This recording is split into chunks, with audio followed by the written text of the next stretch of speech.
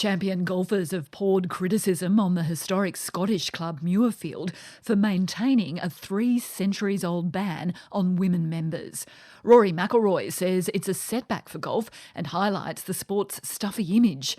The Muirfield club now faces a ban of its own. It's been stripped of the right to host the British Open until it admits female members. Anne Barker reports.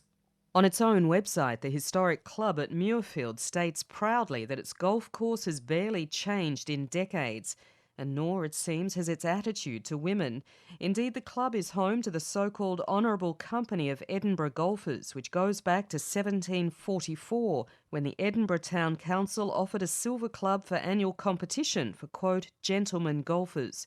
Now, nearly 3 centuries on, the club has voted to maintain its ban on women members. I appreciate that it's not a politically correct decision, but we are a members' club and we have the right to decide our own membership policy.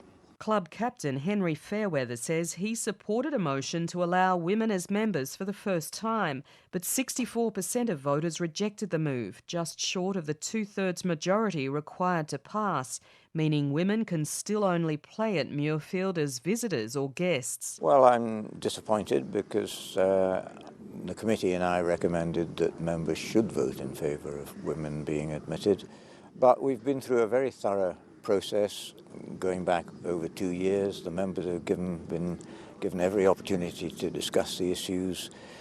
They've had a wealth of information. We've had a very high turnout in the vote. So the result is the result. The vote has now cost Muirfield dearly. Almost immediately after the result was announced, the R&A, golf's governing body in Britain, stripped Muirfield of its status as a British Open venue and unleashed a storm of anger at the club. Scotland's First Minister Nicola Sturgeon says the vote against women members is indefensible. I think the decision is wrong. Muirfield's a private club. I accept they've got the right to make the rules and regulations that govern their club, but I think the decision is indefensible. You know, this is 2016. We've got women leaders in every walk of life, in politics, in the law, in business. Muirfield is not the only Scottish golf club that still bars women as members. In fact, another, Royal Troon, is still slated to host this year's Open tournament in July. And even the Royal and Ancient Golf Club at St Andrews only admitted women members for the first time last year.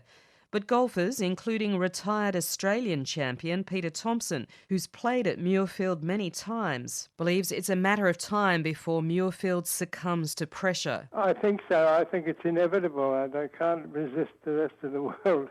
Yes, a change of management, somebody will lead in the other direction. Other golfers too, including former world number 1 Rory McIlroy, have slammed Muirfield's decision. You know, we're in a day and age where, you know, it's not right to host the world's biggest golf tournament at a place that doesn't allow women to be members. So, you know, hopefully, you know, Muirfield can maybe see some sense and maybe, you know, we can get it back on the open road one day, but I think it's more of a loss to Muirfield than it is to us. Golfer Rory McIlroy ending that report by Anne Barker.